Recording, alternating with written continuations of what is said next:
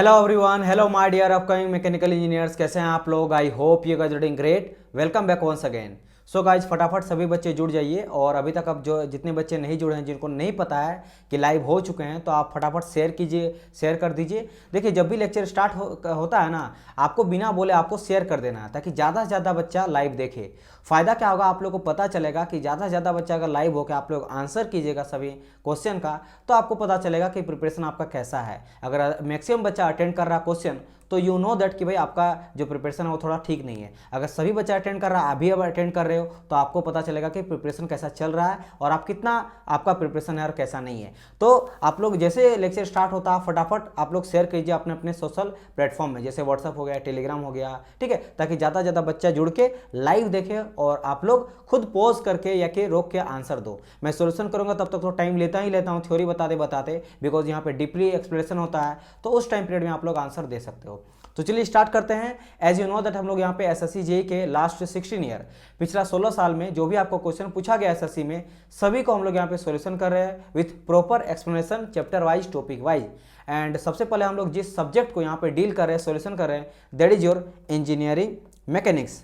And जैसे मैंने कहा, यहाँ पे हम लोग यहाँ पे चैप्टर वाइज डील कर रहे हैं, मतलब इंजीनियरिंग मैकेनिक्स का भी जितने भी चैप्टर है, उस chapter one chapter, first chapter में कौन कौन सा क्वेश्चन आया लास्ट 16 साल में, फिर सेकंड में, फिर थर्ड चैप्टर से कौन कौन सा आया, इस टाइप से, और टॉपिक वाइज भी कर रहे हैं, ताकि आप लोग को सब्जेक्ट वाइज वेटेज का भी पता चलेगा। Isn't it? और ये आपका लेक्चर नंबर 5 हो जाएगा। इससे पहले 4th लेक्चर आ चुका है। अगर आप नहीं देखे हो तो चैनल के प्लेलिस्ट में या फिर डिस्क्रिप्शन बॉक्स में आपको लिंक मिल जाएगा प्लेलिस्ट का, वहां से जाकर आप देख सकते हो। अगर आप स्टार्टिंग से देखोगे तो काफ़ी ज़्यादा हेल्पफुल होगा। बिकॉज क्यों? क्योंकि आप देख सकते हो यहाँ पे मैंने क्या करा है कि इंजीनियरिंग मैकेनिक्स में जितने भी चैप्टर होता है जहाँ से आपको क्वेश्चन पूछा जाता है, ठीक है, उन सबको यहाँ पे लिख दिया गया है। एंड लास्ट 16 साल में किस चैप्टर से कितना क्वेश्चन पूछा गया है, इससे आपको आइडिया पता चलेगा सब्जेक्ट वाइज वेटेज का, कि कौन सा मेरा सब्जेक्ट का कौन सा चैप्टर ज़्यादा इंपॉर्टेंट है। जैसे फोर्थ एंड फोर्थ सिस्टम से अभी तक जो है, मतलब लास्ट 16 साल में 31 क्वेश्चन पूछा गया, और ये कंप्लीट हम लोग का चैप्टर हो चुका है। मोमेंट एंड कपल भी हम लोग का कंप्लीट हो चुका है, और मात्र इसमें 16 साल में 2 क्वेश्चन पूछा गया है। तो यहां से समझ आ गया होगा कि मोमेंट एंड कपल उतना इंपॉर्टेंट मेरे लिए नहीं है। अभी हम लोग सॉल्यूशन कर रहे हैं फ्रिक्शन को, और आज भी हम लोग फ्रिक्शन को करेंगे। कुछ क्वेश्चन फ्रिक्शन का हुआ था, आज ही हम लोग फ्रिक्शन का करेंगे। तो चलिए क्लास को हम लोग स्टार्ट करते हैं। एंड स्टार्ट करते हैं with my introduction. Let me start with my introduction. So my name है उत्तम कुमार। जिनको बच्चे को नहीं पता है, my name Uttam Kumar, expert for SSC JE, RRB JE, state level AJE, GATE and PSU exams, mentored more than 1 lakh plus student, 2 time GATE qualified with all India rank. इसका अगर बात करेंगे तो वेरियस एजेई के एग्जाम को मैं क्वालिफाई कर चुका हूँ, like SSC JE, RRB JE, senior success engineer, UPSC qualified, GATE 2 time qualified. 5 year plus मेरा ऑनलाइन टीचिंग एक्सपीरियंस है in the field of mechanical engineering, offline online. तो ये रहा मेरे बारे में टीचिंग एक्सपीरियंस। तो चलिए अब हम लोग क्लास को स्टार्ट करते हैं। और जैसे मैंने कहा, हम लोग यहाँ पे कंप्लीट रिवीजन करते हुए चलेंगे सब्जेक्ट वाइज का, यानी इंजीनियरिंग मैकेनिक्स का जब मैं सारे क्वेश्चन आप लोगों को करा दूंगा प्रीवियस ईयर का, तो आप समझ लेना कि आप पूरा मास्टर बन जाओगे। हर एक टॉपिक का मैं थ्योरी भी कंप्लीट यहाँ पे कराते हुए चल रहा हूँ, ठीक है। चलिए, अच्छा, यहाँ पे हम लोग क्वेश्चन कितना तक कर लिए थे डियर? 49 तक कर लिए थे। आप लोग को अगर याद होगा तो 49 तक कर लिए थे। आज हम लोग 50 से स्टार्ट करेंगे। मैं पहले थोड़ा सा, आप चाहो तो 5 मिनट पार कर लेना, मैं कुछ डाउट लेना चाहूँगा स्टूडेंट का, पढ़ाई से रिलेटेड, ये सबके लिए हेल्पफुल होने वाला, चाहो तो आप सुन सकते हो। पहला डाउट ये रहा था कि सर जी ये बताइए कि अभी एसएससी जे का प्रिपरेशन कर रहे हैं, कौन सा चैनल को फॉलो करें, कौन सा चैनल को नहीं करें, क्योंकि आज के टाइम यूट्यूब तो हज़ारों चैनल है। देखो डियर, बहुत सारे चैनल है, लेकिन मैं बात करूंगा कि कुछ ऐसे चैनल है ना जो बहुत अच्छा प्रोवाइड करते हैं कंटेंट, और कुछ ऐसे चैनल है जो बिजनेस ओरिएंटेड है। मतलब उन लोग के लिए मैटर नहीं करता कि कोई टीचर पढ़ा रहा है वो बाहर चल जाए आए, या अच्छा कंटेंट दे, नौकरी लगे स्टूडेंट का नहीं लगे, कोई फर्क नहीं पड़ता है, टाइम से सिलेबस चले या ना चले। उन लोग का टारगेट सिर्फ ये है कि बिजनेस करना है, पैसा कमाना है, रेवेन्यू जनरेट करना ज़्यादा। तो अब उसको कैसे आप पहचानिएगा, कौन आपके लिए बेस्ट होगा, कौन नहीं होगा। अब देखो, इसमें सिंपल कैसे पहचानिएगा, मैं आपको बता रहा हूँ अपना एक्सपीरियंस, बिकॉज जितने भी मैं बात करूंगा वह सब जगह मैं पढ़ा चुका हूँ, तब जाके यहाँ पे हूँ। यहाँ पे भी एक कंपनी इन्फिनिटी एजुकेशन और इन्फिनिटी एकेडमी, आप देखिएगा 2 चैनल है, आईएएस का भी चैनल है, 1 लाख सब्सक्राइबर है, द इन्फिनिटी एकेडमी, ठीक है। बट यहाँ क्या है कि जैसे मैं मैकेनिकल का एचओडी हूँ, तो मैं मैकेनिकल के सारे चीज़, कौन टीचर क्या पढ़ाया जाता है, क्या नहीं, क्या गाइडेंस ले जाना चाहिए, क्या कंटेंट स्टूडेंट के लिए, आप लोग के लिए आना चाहिए, वो मैं बताता हूँ। और यहाँ पे कोई इंटरफेयर करने वाला नहीं है। जो मुझे सही लगता है आप लोग के लिए वो चीज़ मैं लाता हूँ। जैसे कि मैं क्लासेस लेता हूँ, 10 क्वेश्चन बताता हूँ, कभी 12 क्वेश्चन बताता हूँ, और मैं 1 से 1.5 घंटा टाइम ले लेता हूँ। इतना टाइम लेके मात्र 10-12 क्वेश्चन, रीज़न क्यों है? इसी तरह जॉब लगता है। मुझे पता है, मैं 7 साल से पढ़ा रहा हूँ, तो मुझे पता है मैं 15-16 से पढ़ा रहा हूँ, तो मुझे पता है किस तरीके से जॉब लगता है। अब आप ऐसा भी देखोगे तो 1 घंटा में 100 क्वेश्चन को भी बता दिया जाता है, लेकिन क्या उससे जॉब लेगा? बिल्कुल नहीं लेगा। ये आपका भ्रम है, आपको अगर लग रहा है ऐसा, तो क्योंकि आपको लगेगा कि भाई 4 दिन लेक्चर देखे 500 क्वेश्चन मेरा आ गया। उस तरह से तो भाई 5-4 क्वेश्चन को 1 महीना भी नहीं करने में लगेगा। उससे अच्छा बुक लो और बुक में आप आंसर देखो डायरेक्ट, ए का सी का डी, इस क्वेश्चन का ये होगा रट लो। नहीं, ऐसे नहीं होता। ऐसे करने से जो लाखों स्टूडेंट अप्लाई करता है, लाखों बच्चा का जॉब लगता है, लेकिन लगता कितना है? हजारों का लगता है। ऐसा क्यों? जो बच्चा उस क्वेश्चन को सिर्फ समझेगा नहीं, उस क्वेश्चन के पीछे का सारा थ्योरी समझेगा, अगर क्वेश्चन घुमा दिया जाए उसको समझेगा, जब तक डिटेल वाइज उस क्वेश्चन को नहीं समझेगा क्वेश्चन बना क्यों है, इससे और क्वेश्चन बन सकता है, तब जाके आएगा। वही चीज़ मैं यहाँ पे कराता हूँ, ठीक है। बाकी आप अपना मर्जी देखो नहीं देखो, ये अलग मैटर करता है। तो मैं बात क्या कर रहा था, जैसे कि आप कैसे पहचानोगे, तो देखो 2-3 चीज़ों से आप पहचान सकते हो कि उस चैनल को मुझे फॉलो नहीं करना। पहली बात, आप देखो कि क्या वो बिजनेस मॉडल है, ठीक है, रेवेन्यू जनरेट करने वाला चैनल है, या फिर उसका जैसे हर एक कंपनी का कुछ एथिक्स रहता है, मतलब कुछ टारगेट रहता है कि उसका क्या, किस चीज़ों पे, सिद्धांत पे वो कंपनी चलती है, या फिर वो बड़ी से बड़ी कंपनी, या फिर आपका घर चलता है। उस कुछ कंपनी का सिद्धांत ये रहता है, जैसे मैंने कहा, रेवेन्यू कमाना। अब वो कैसे आप जनरेट देखिएगा, वो देखिएगा कि ज़्यादा ज़्यादा ऐड चलता है, दिन भर में आपको ऐड देखने को मिल जाएगा 1-2, ठीक है। उस तरह का जो कंपनी समझिए कोई रेवेन्यू, क्योंकि उस आपको पता नहीं ऐड में ना लाखों करोड़ों खर्चा होता है, ठीक है। बड़े बड़े आप सेलिब्रिटी को ले आया जाता है ऐड करवाने के लिए, तो क्या वहाँ पे टीचर में दम नहीं है? कि चलने वाले तो छोटा छोटा एक टीचर चलाने वाला चैनल है, और उन लोग का भी अच्छा खासा कमाई हो रहा है। भाई देखो, पैसा सब कमाता है, पैसा नहीं कमाएगा तो लाइफ कैसे चलेगा? आप भी जॉब क्यों कर रहे हो? पैसे के लिए कर रहे हो, सब चीज़ पैसे के लिए, ठीक है। लेकिन डिपेंड ये करता है कि जिसके पास कंटेंट का दम नहीं रहता, फिर वो हेल्प लेता किसका? या तो प्रमोशन का, खूब प्रमोशन, एक लिमिट होता प्रमोशन का। अगर आप देखोगे 10 साल से चल ही रहा, 2-3 साल से प्रमोशन कर ही रहा, डेली प्रमोशन किया जा रहा है, आप समझ लेना कि वो रेवेन्यू जनरेट करने वाला चीज़ है, मतलब ज़्यादा ज़्यादा उससे आप बचेगा। दूसरा चीज़, अब टीचर का बात करते हैं। सर टीचर कैसे सिलेक्ट करेंगे, अच्छा या बुरा? देखो 2 तरह का टीचर होता है। अगर आप फिर से वही, क्योंकि बिजनेस ओरिएंटेड कंपनी का क्या होगा, जो टीचर होगा ना उसको फोर्सफुली बताया जाता है, भले अच्छा टीचर क्यों ना है, कि आप प्रचार करो पेड कोर्स का। वो देखेगा पढ़ाई स्टार्ट करने से पहले भी, जैसे मैं बता रहा हूँ, ये मैं क्यों बताता कि आप लोग का हेल्प करेगा, मेरे से तो इसमें कोई हेल्प नहीं, मेरा तो लॉस ही है। कंपनी बोलेगी आप पढ़ाइए, लेकिन मैं आप लोग को समझा रहा हूँ, आप लोग का हेल्प है। लेकिन वो वहाँ पे क्या किया जाता, शुरू में पहले पेड कोर्स का प्रचार करेगा, लास्ट में भी पेड कोर्स के बारे में बताएगा। और दूसरा चीज़, अगर पढ़ाएगा ना तो पढ़ाएगा 40 मिनट, अगर मान लो 1 घंटा में, तो भाई 20 मिनट प्रचार करेगा अपना पेड का, बाकी जो 40 मिनट बचा, उस 40 मिनट, देखो मैं पेड कोर्स का प्रचार करना बुरी बात नहीं है, आप लास्ट में थोड़ा बहुत कर लो, टाइम भी निकाल के 1 मिनट 2 मिनट में, ज़्यादा टाइम वेस्ट मत करो स्टूडेंट का, ठीक है।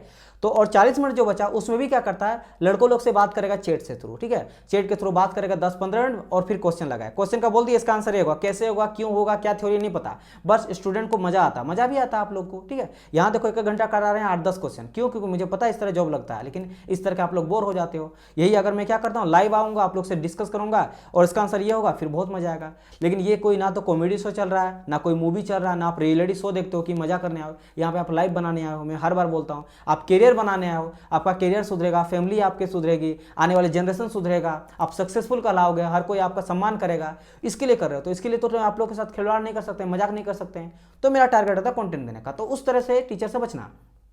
जो क्या करेगा, देखो अब मेरा क्या होता ना, मान लो इसका मैं आंसर बता दूंगा, और अगर थ्योरी नहीं बताऊंगा ना, तो मेरे अंदर का जो भूख है ना वो रह जाएगा, मतलब मेरे अंदर का छटपटी एक रहता कि क्यों नहीं बताएं इसके बारे में, क्यों? बिकॉज इसके बारे में मुझे पता है ना। तो जिस टीचर के पास नॉलेज रहता है ना, वो विदाउट बताए आगे बढ़ेगा ही नहीं।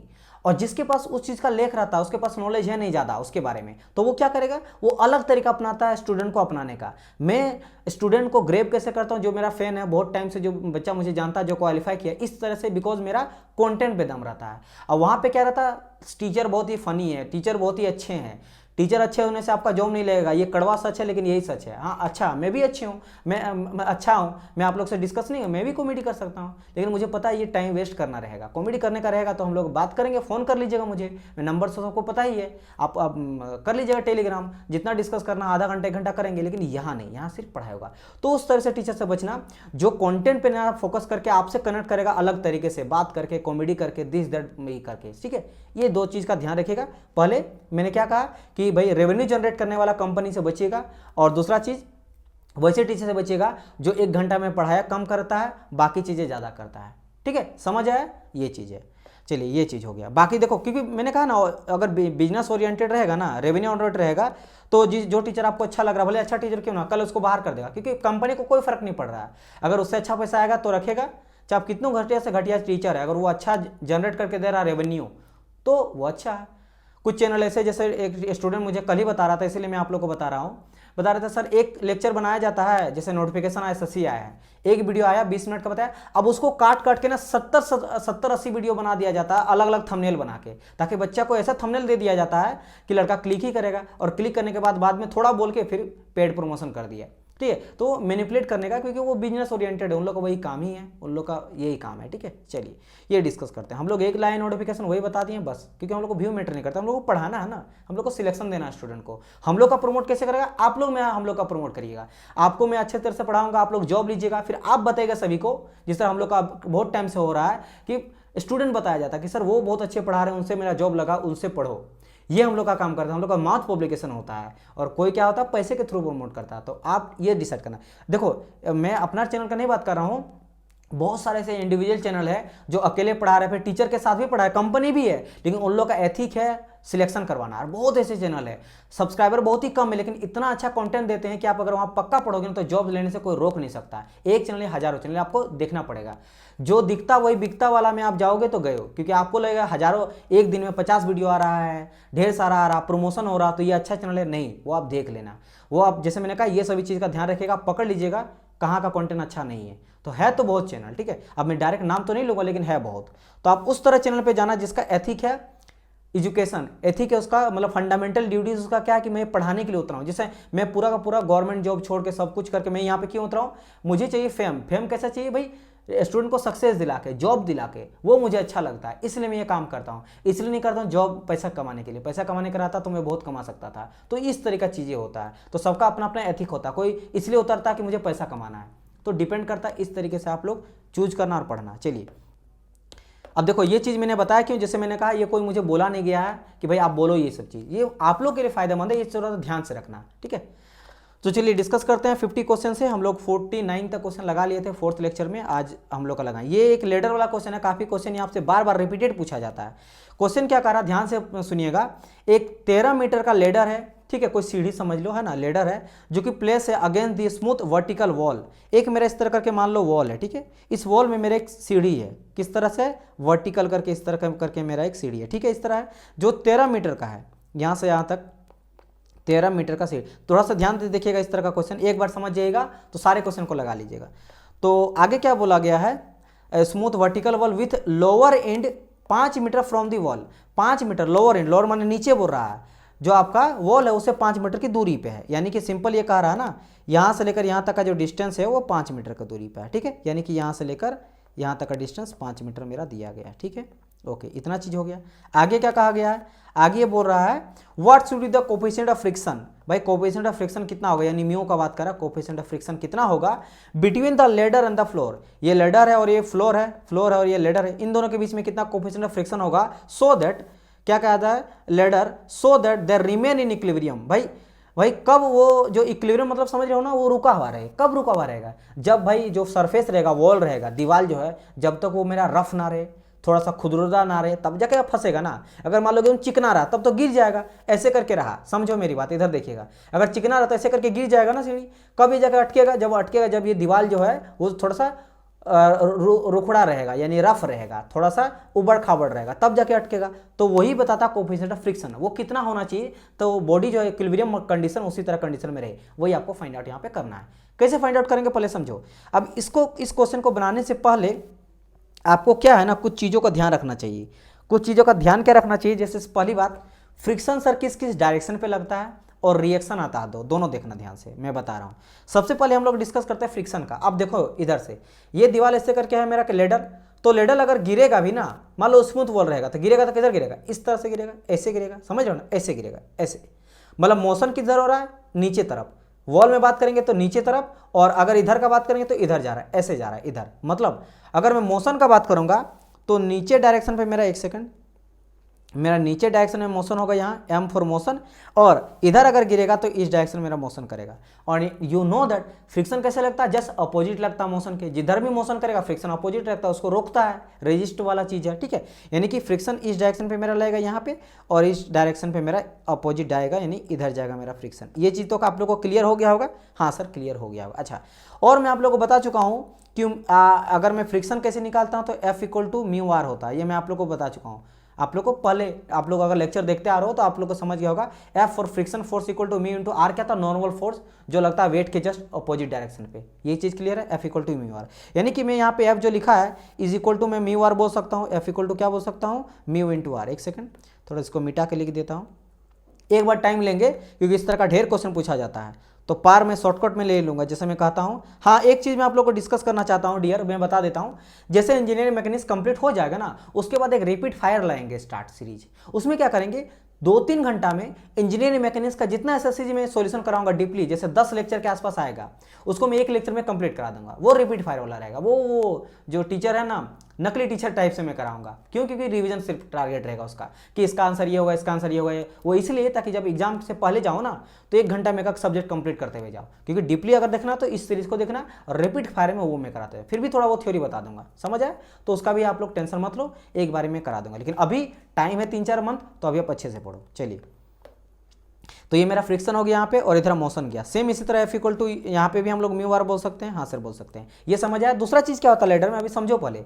और क्या होता है लेडर में, रिएक्शन लगता है। अब बोलेंगे सर रिएक्शन क्यों लगता है, आप कहीं भी फोर्स लगाते हो तो अपोजिट में तो आप भाई किसी चीज़ को धक्का लगाओगे, तो जो ऐसा तो नहीं कि धक्का लगा मुड़ चलता, वो रिएक्ट कर पहले करता है, रिएक्शन लगाता है। वो नहीं चाहेगा कि मुझे जो है इनर्शिया फोर्स क्या रहता है, वो स्टेट ऑफ मोशन में बने रहेगा। वो ट्राई करेगा रेजिस्ट करने का। जब उससे ज़्यादा फोर्स लगाओगे तब जाके वो मूवमेंट होता है। तो जब दीवार में इस तरह जाके लेडर लगा तो यहाँ पे एक फोर्स आएगा, तो यहाँ से एक रिएक्शन फोर्स मुझे नजर दिखता है। और जब नीचे में एक फ्लोर में आता है तो यहाँ से भी एक रिएक्शन फोर्स नजर आता है। तो इसको रिएक्शन R1 मान लेते हैं, इसको R2 मान लेते हैं। 2 चीज़ समझ आए, एक फ्रिक्शन वाला याद रखना और रिएक्शन वाला याद रखना। चलिए, इतना अगर आप समझ गए फिर आपको फाइंड आउट करने में कोई दिक्कत नहीं है। और एक लास्ट क्या होता है, बोला जाता है इसका वेट। कोई भी बॉडी रहता है, हम लोग कैसे निकालते हैं, बॉडी का वेट नीचे जा रहा है, अपर डायरेक्शन में मेरा नॉर्मल एक रिएक्शन लगता है। इस डायरेक्शन में अगर हम लोग कोई लोड लगा रहे हैं तो अपर डायरेक्शन मेरा फ्रिक्शन लगता है। और ये जो लोड जो भी मेरा है, ये लोड लगा, इसके अकॉर्डिंग यहाँ मेरा होगा क्या, मेरा फ्रिक्शन यानी म्यू आर होगा। ऊपर नीचे जो मेरा वेट लगा mg, इसके इक्वल टू मेरा लगेगा mg। मतलब बैलेंस अगर इक्विलिब्रियम है तो mg इक्वल टू mg और लॉड इक्वल टू यहाँ पे फ्रिक्शन फोर्स, या फिर फोर्स बोल लो, यानी m इक्वल टू m है, फोर्स इक्वल टू m है, लोड या फिर फोर्स इक्वल टू m है। तो फ्रिक्शन अभी क्यों नहीं, कि फ्रिक्शन लग रहा है। अगर कभी कभी बोलेगा स्मूथ है सरफेस, तो ये F equal to M A यहाँ भी आ जाएगा। फ्रिक्शन F इक्वल टू क्या आ जाएगा यहाँ पे, एम ए बैलेंस करने के लिए, क्योंकि उसी को बैलेंस करें, यहाँ पे फ्रिक्शन आएगा ही नहीं। क्योंकि स्मूथ मतलब समझ लो तेल है या लुब्रिकेशन है या ऑयल कोई है तो फिसलते हुए जा रहा है, तो वहाँ नहीं लगेगा। तो इस तरह से हम लोग लगाते हैं, ठीक है। ये मैं क्यों करा, देखो ये मैं यहाँ पे वेट का खाली ध्यान देना। ये वेट मैंने कहा बोला, वेट सर नीचे लगता है, कोई भी बॉडी का एकदम स्ट्रेट नीचे लगता है due to gravitational force, mass into gravity. और ग्रेविटी क्या होता है, नीचे लगता है अर्थ के क्रस्ट के चलते, ठीक है, कोड के चलते। अच्छा, इट मीन्स अगर मैं बात करूँगा यहाँ की डियर, एक सेकंड, ये भाई डिलीट हो जा, हाँ ठीक है। तो मैं अगर यहाँ पे एक सेकंड, तो मैं यहाँ पे डिस्कस करूंगा कि सर इसका जो है वो वेट कहाँ लगेगा, एकदम सेंटर से आएगा, इसके लेडर के बीच सेंटर से नीचे की ओर आएगा, जो कि कैसा रहेगा, मेरा W वेट रहेगा। चलिए, इतना चीज, बस इतने ही आपको जो है यहाँ पे पता करना है। अब बारी यहाँ पे क्या क्या आता है, तो अगर मैं इसको नीचे ही कर देता हूँ, चलिए पूरा डॉट डॉट कर दिया, तो एकदम सेंटर में आता है, जैसे मैंने कहा बीच में। इट मीन्स इसको 2 भाग में डिवाइड कर देगा, इसको कर देगा 2.5 में मीटर में, और इधर भी कर देगा कितना, 2.5 मीटर में, ठीक है। 5 मीटर जो इसको पूरा लेंथ था वॉल से लेडर का, ये 2.5 हो गया। अच्छा, इतना हो गया। अब कुछ नहीं करो, अब मुझे क्या करना है डियर, अब मुझे करना है यहाँ पे फ्रिक्शन निकालना है। तो मुझे पता था जो कोफिशिएंट ऑफ फ्रिक्शन है म्यू होता है, और मैंने क्या बताया कि F इक्वल टू होता है आपका म्यू आर। तो मुझे यहाँ पे म्यू निकालना, तो म्यू इक्वल टू क्या आ जाएगा भाई, mu equal to F upon R आ जाएगा। तो यानी कि एक तो फोर्स चाहिए, एक मेरा नॉर्मल रिएक्शन चाहिए। अब देखो इसके लिए हम लोग यहाँ पे क्या करेंगे, इसके लिए क्या करेंगे, सबसे पहली बात ये 13 मीटर मेरा दिया गया है और ये 5 मीटर दिया गया है। अगर यहाँ वाला निकल जाता ना तो मेरा बहुत हेल्प हो जाएगा फोर्स फाइंड आउट करने के लिए। कैसे, देखो ये ट्रेंगल एक नजर आ रहा है ना, और ट्रेंगल में ये आपका 90 डिग्री भी है ना। और ट्रेंगल में क्या होता है, ट्रेंगल आता है पाइथागोरस प्रमेय। तो ये मेरा होता है क्या, बेस, ये हाइपोटेनियस और मेरा परपेंडिकुलर, हाइपोटेनियस और ये मेरा परपेंडिकुलर, ठीक है। तो हम लोग यहाँ पे लगा सकते हैं कि h इक्वल टू हो जाता P square plus B square root under में। तो यहाँ पे अगर हमको ये p है और ये h है, ये b है, तो हम लोग निकालना है p है, यानी कि h माइनस बी करेंगे, ठीक है। तो वही करते हैं, ठीक है, समझ आया। चलिए एकदम वो A to Z बता रहा हूँ, जिस बच्चे को पता उसका रिवीजन हो रहा है। तो यहाँ पे अगर मैं इसको ले लेता हूँ ABCD नाम कर देता हूँ, इसको कर देता हूँ A, इसको कर देता हूँ B, और ये हो गया मेरा C। तो ABC में अगर मैं निकाल लूँ BC, तो BC इक्वल टू क्या हो जाएगा, ये हो जाएगा मेरा AB का स्क्वायर माइनस AC का स्क्वायर रूट अंडर में। तो ये कितना है मेरा 13 है, और ये मेरा कितना है आपका 5 है। तो 13 का होल स्क्वायर कितना होता है जी, 169 हो जाता है। इसका कितना होता है 25 हो जाता है। दोनों घटे कितना हो जाएगा, 4 गया 4, 144 बचा रूट अंडर में, रूट अंडर में, यानी कितना निकल गया यहाँ पे 12 निकल गया। ओके, ये मेरा BC इक्वल टू मेरा 12 निकल गया। चलिए अच्छी बात है, मीटर में है सब, कोई मीटर में मेरा है। ओके, अब हम लोग निकालते हैं sum of horizontal sum of vertical, यहाँ फोर्सेस निकालते हैं। तो नेक्स्ट पेज में जाते हैं। नेक्स्ट एक मेरा यहाँ पे एक्स्ट्रा पेज लेना पड़ेगा। ओके, मेरे पास यहाँ पे क्वेश्चन पड़ा हुआ है, तो आप लोग यहाँ से मैं समझाते चलूँगा, दिखाते हुए। सम ऑफ वर्टिकल फोर्सेस में निकाल रहा हूँ। अब बोलोगे सर सम ऑफ वर्टिकल, देखो वर्टिकल में कौन कौन सा फोर्स आ रहा है, फिगर देखना थोड़ा सा ना, फिगर देखना। तो आप देखोगे वर्टिकल ऊपर और नीचे, तो ऊपर आपको क्या दिखाई दे रहा है, तो सर आप बोलेंगे सर ऊपर में एक मेरा R1 दिखाई दे रहा है ऊपर तरफ, और नीचे में क्या दिखाई दे रहा है, तो नीचे मेरा सर एक वेट आ रहा है जो लेडल का सेंटर से निकला है। तो R1 और W आ रहा है, ठीक है। तो R1 इक्वल टू W, क्योंकि एक ऊपर जा रहा है नीचे आ रहा है, ठीक है। ओके, एक साथ लिखेंगे तो माइनस कर सकते हैं, जैसे लिख सकते हैं R1 minus W equal to 0, या फिर बोल सकते हो R1 इक्वल टू W, यानी कि वेट जो है, ठीक है। चलिए, तो ये मेरा पहला इक्वेशन निकल गया यहाँ से। अच्छा, सम ऑफ वर्टिकल निकालिए ना। अब हम लोग सम ऑफ हॉरिजॉन्टल निकालते हैं। हॉरिजॉन्टल में आप ही बताओ कौन कौन से यहाँ दिया गया है। सर जी हॉरिजॉन्टल यानी इस तरह से लेटा हुआ, तो एक तो सर R1 R2 नजर आ रहा है मेरा, ठीक है सर। दूसरा सर यहाँ पे मुझे एक फ्रिक्शन नजर आ रहा है जो यहाँ पे है F इक्वल टू R, ये फ्रिक्शन यहाँ पे, क्योंकि देखो यहाँ पे कहा गया था ना स्मूथ वॉल वर्टिकल वॉल, तो यानी ये वाला फ्रिक्शन कट गया, ये समझाने के लिए मैंने लिखा था। तो ये फ्रिक्शन तो कट गया, लेकिन हाँ ये वाला फ्रिक्शन है। तो चलिए, तो मैं यहाँ पे क्या करूँगा, मैं यहाँ पे सिंपली करूँगा। ओके, यहाँ से मैं मिटा दिया ताकि आप लोग का हेल्प करेगा आगे चलकर, जब सॉल्यूशन में आपको PDF दे दूँगा। तो यहाँ से मेरा क्या क्या निकल गया भाई, mu R1 equal to R2, ठीक है, समझ गए ना। यहाँ पे mu R1, this is mu R1 और ये म्यू R2। या R1 क्यों मैंने लिखा, क्योंकि यहाँ पे R1 रिएक्शन यहाँ लिए हैं, इसलिए म्यू R1 इसको बोल दिए, ठीक है। चलिए इतना समझ, यहाँ ये वाला इसको क्यों नहीं लिए समझ आ गया होगा, क्योंकि डियर क्वेश्चन में पहले बोला गया था स्मूथ वर्टिकल वॉल, तो वर्टिकल वॉल मेरा स्मूथ है, लेकिन यहाँ पे कोफिशिएंट ऑफ फ्रिक्शन बोला गया था, यानी कि यहाँ पे है, यहाँ पे फ्रिक्शन आपको देखने को मिलेगा, ठीक है। चलिए, तो जब इतना मुझे पता चल गया, अब कुछ नहीं है, अब इसमें जान नहीं है, बस समझने वाला क्या है, इतना आप समझ गए। सम हॉरिजॉन्टल वर्टिकल निकालिए। अब क्या करेंगे, चलो मोमेंट निकाल लेते हैं। मोमेंट कौन सा पॉइंट पे निकालेंगे, एट द पॉइंट ए के अबाउट हम लोग sum of the moment about point A, about लिखा जाता है। चलो शॉर्टकट में यहाँ पे लिख दिया, तो मैं यहाँ पे दिखाता हूँ क्वेश्चन को, क्वेश्चन आपको दिखाना पड़ेगा। तो देखो यहाँ पे अबाउट ए पॉइंट, इस पॉइंट के अबाउट, क्यों सर ए पॉइंट के अबाउट निकाल रहे हैं, क्योंकि डियर वो तो मेरा स्मूथ मतलब वहाँ पे स्मूथ है बी वाला पॉइंट पे, तो बी पॉइंट पे लेंगे नहीं, क्योंकि वहाँ फ्रिक्शन तो 0 हो ही गया, यहाँ पे हो सकता है मेरा, तो इसके अबाउट हम लोग मोमेंट भी क्रिएट करेंगे। क्योंकि ऑब्वियसली बात है, नीचे तरफ अगर देखो ये मेरा लेडल है, लेडल ऐसा यहाँ वेट है, तो इसके चलते इसे झुकेगा तो मोमेंट भी क्रिएट हो सकता है। तो मोमेंट निकालते हैं। तो मोमेंट क्या था, force into perpendicular distance, force into perpendicular distance. हम लोग फोर्स लेते हैं, जैसे ये मेरा फोर्स है, एफ फोर्स लेगा, और ये यहाँ तक का डिस्टेंस, इसके अबाउट अगर एक अबाउट निकाले तो यहाँ तक का कितना डिस्टेंस होता है, ये डिस्टेंस लेते हैं। मतलब moment equal to F into D, ऐसे कौन सा डिस्टेंस, परपेंडिकुलर 90 डिग्री में फोर्स मेरा होना चाहिए, ठीक है। ओके, तो हम लोग वही चीज़ यहाँ पे करेंगे। तो देखो हम लोग मोमेंट सबसे पहले निकालेंगे क्या, W से। तो यहाँ देखेंगे W है इंटू कितना, यहाँ डिस्टेंस है 2.5 का, मतलब समझो ये मैं कैसे दिखाऊंगा, इस वाले से दिखाता हूँ, कोई कलर में ले लेता हूँ यहाँ से। देखो ये देखो फोर्स इंटू परपेंडिकुलर डिस्टेंस, ये समझ रहे हो, फोर्स इंटू ये मेरा W है, और यहाँ तक का डिस्टेंस आप देख सकते हो तो 2.5 है। तो पहला तो ये मेरा हो गया, ठीक है, ये चीज़ मेरा हो जाएगा। तो मैं यहाँ पे पहले एक एक करके बनाता हूँ। तो क्या हो गया यहाँ पे, W इंटू 2.5, अब बात करेंगे आगे, और फोर्स कोई है क्या, तो सर और एक है मेरा R2 है, R2 भी है। R2 का डिस्टेंस कितना है, तो R2 का डिस्टेंस देखो 12 तक है, मतलब इस जगह से लग रहा है ना, B से लग रहा है, तो यहाँ से कौन सी जगह से लग रहा है, देखो यहाँ B से लग रहा है, B से लग रहा है यहाँ तक, तो B एक तो फोर्स आ रहा है R2 और डिस्टेंस मेरा कितना 12 है, तो हम लोग यहाँ पे लगाएंगे उसका, तो क्या हो जाएगा यहाँ पे मेरा, इस जगह पे जा रहे हैं R2 इंटू 12, R2 इंटू 12, इतना हो गया मेरा मोमेंट। अब यहाँ पे R2 इक्वल तो हम लोग पहले निकाल चुके हैं म्यू R1, तो इसको हम लोग वैल्यू यहाँ पुट कर सकते हैं, बिल्कुल सर जी हम लोग पुट कर सकते हैं। तो मैं यहाँ पे क्या करूँगा, पहले R2 इक्वल तो यहाँ लिख देता हूँ, तो R2 इक्वल तो हो जाएगा मेरा 2.5 डिवाइड बाई 12 और यहाँ पे आ जाएगा मेरा W, इजंट इट, ओके।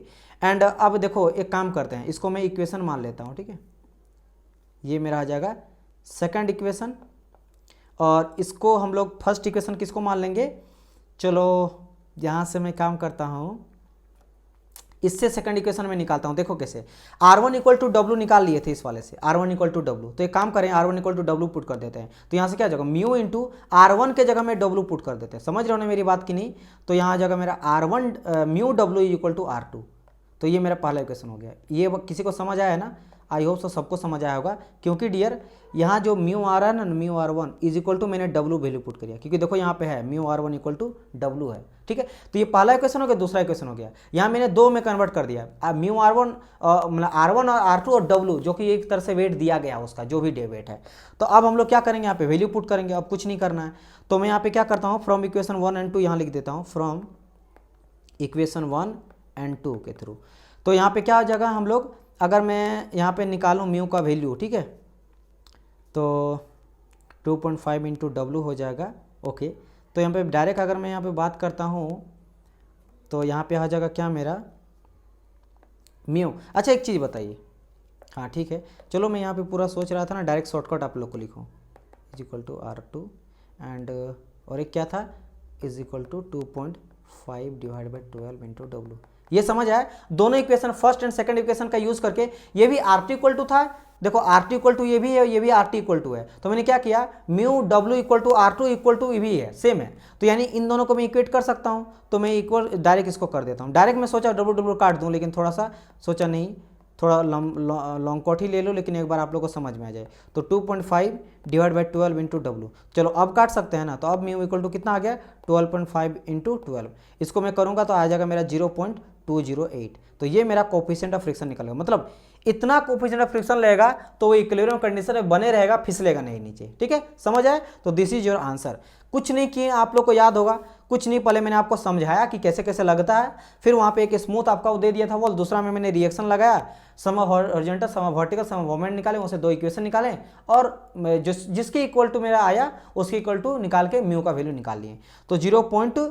कितना आया था डियर, 0. मेरा 208, तो देखो यहाँ पे सी भी हो जाएगा, 0.28 आंसर हो गया। चलिए आगे बढ़ते हैं नेक्स्ट क्वेश्चन की ओर। नेक्स्ट क्वेश्चन की ओर यहाँ पे देखो, फिर से आज हम लोग न्यूमेरिकल ज़्यादा लगाएंगे, ठीक है, तो आज हम लोग का सेशन 1.5 घंटा के लगभग मुझे लग रहा हो ही जाएगा, क्योंकि कुछ है इंपॉर्टेंट न्यूमेरिकल है जो मैं आज सिलेक्ट किया हूँ, और उस सभी को बताना आज मेरा टारगेट है, ठीक है। और यहाँ से क्वेश्चन जो है ना वो 100% आपको देखने को मिलेगा, और एक भी क्वेश्चन जो है टफ नहीं होगा। चलिए अभी तक आप लोग अगर बना सकते हैं तो इसको समझिए कम से कम कि क्या इस क्वेश्चन कह रहा है और कैसे बनेगा, बाकी मैं तो हूँ ही, ठीक है।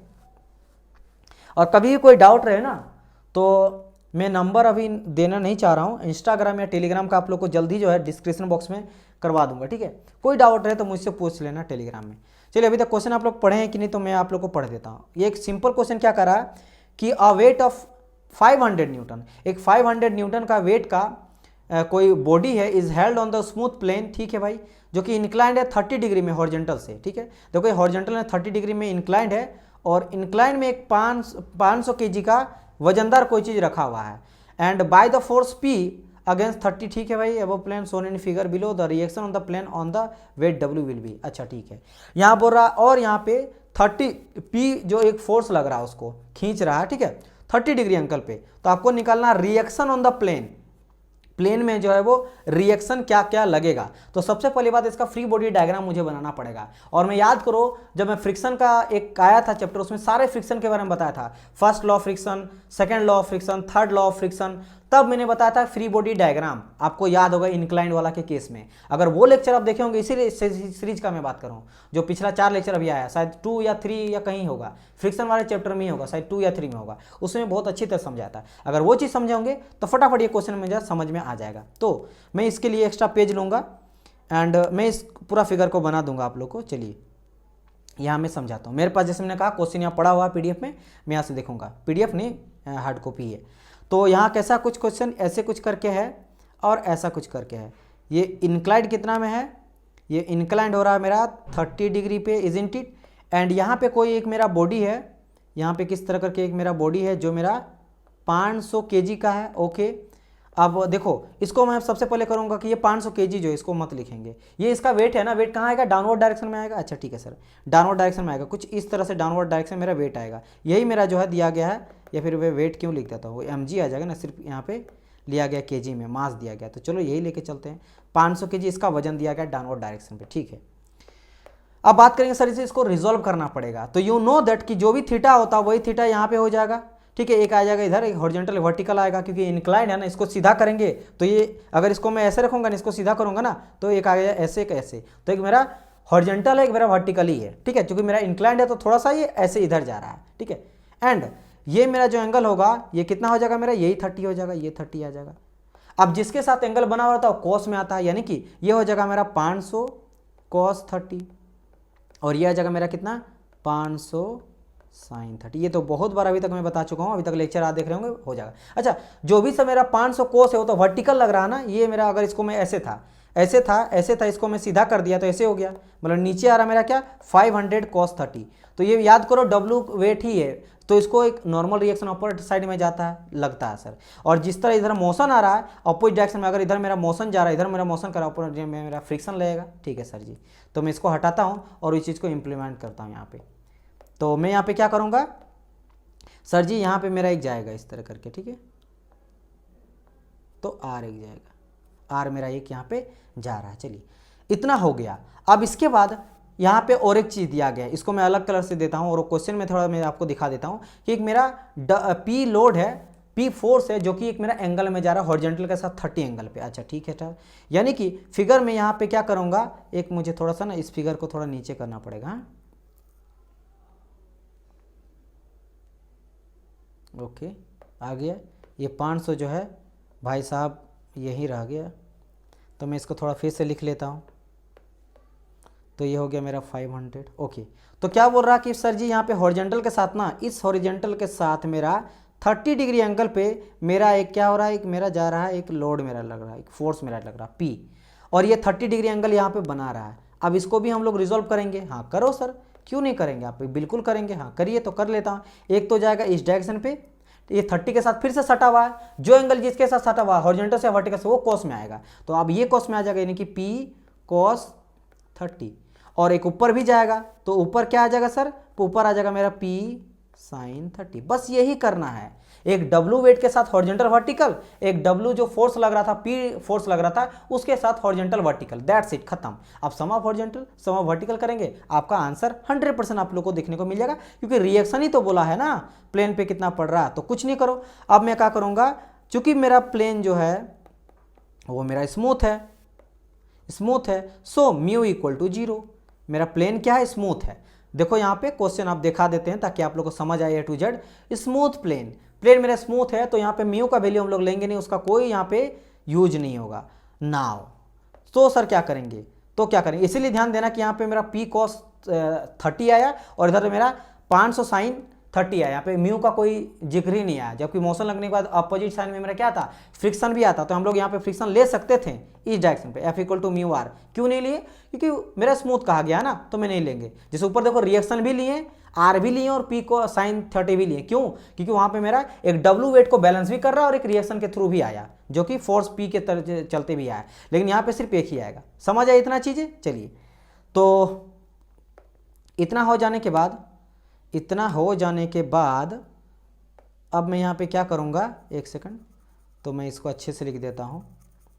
मेरा नोट जो होता ना, जो भी मैं लिखता हूँ, मैं चाहता हूँ पूरा एकदम बेस्ट रहे, एकदम ख़राब आप लोग को ना जाए, ताकि आप लोग को काम आ जाए। ये म्यू इक्वल टू 0 मैंने कर दिया, ओके। तो अब हम लोग सम ऑफ निकालते हैं, sum of horizontal equal to 0। Sum of horizontal direct मैं करता हूँ, ठीक है। हॉरिजॉन्टल में क्या क्या डियर है, तो हॉरिजॉन्टल में आ जाएगा मेरा 500 sin 30 एंड माइनस आ जाएगा p cos 30, ठीक है, ओके, ये हो गया। एंड अगर मैं बात करूँगा सम ऑफ वर्टिकल, तो सम ऑफ वर्टिकल में क्या आ जाएगा 500 cos 30 एंड माइनस आ जाएगा p sin 30 minus r equal to 0।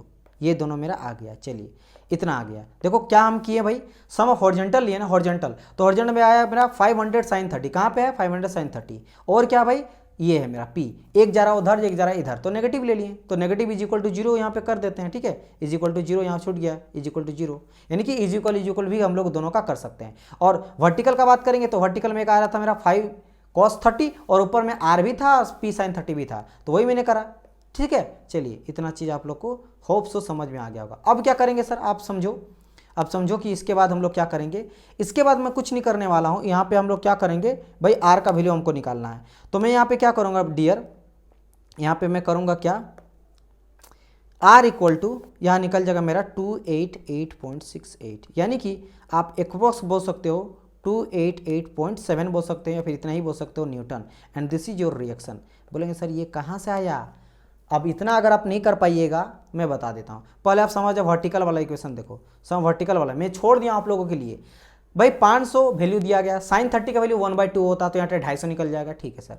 बाकी पैसा माइनस में उधर करेंगे तो इज इक्वल टू हो जाएगा, और p cos थीटा का वैल्यू आप इधर ले आओ, उसका वैल्यू पुट कर दो आप, और p, तो p का वैल्यू आ गया। जैसे p का वैल्यू आ जाएगा, p का वैल्यू को आप यहाँ पे पुट कर दो, जैसे आप यहाँ पे वैल्यू पुट करोगे तो p का वैल्यू भी आ गया, sin 30 का भी वैल्यू, यू नो दैट 500 आपको पता है और cos 30 आपको पता है, तो यहाँ से r नहीं निकल पाएगा। तो इतना तो सिंपल मैं समझ रहा हूँ कि इतना आप लोग को आना चाहिए, ठीक है। तो यहाँ से आप r का वैल्यू निकाल सकते हो, जो ये r है बेसिकली r क्या है, यही रिएक्शन है जो, और यही लग रहा है मेरा कितना 288, यानी डी विल बी आंसर। यही बोला गया था, the reaction of the plane on the weight. अब देखो ये वेट के बोल रहा था ना, वेट किधर लगता है मेरा, W लगता है, और W वेट के चलते ही रिएक्शन मेरा ऊपर डायरेक्शन में लगता है, तो ये मैंने R आप लोग को बताया।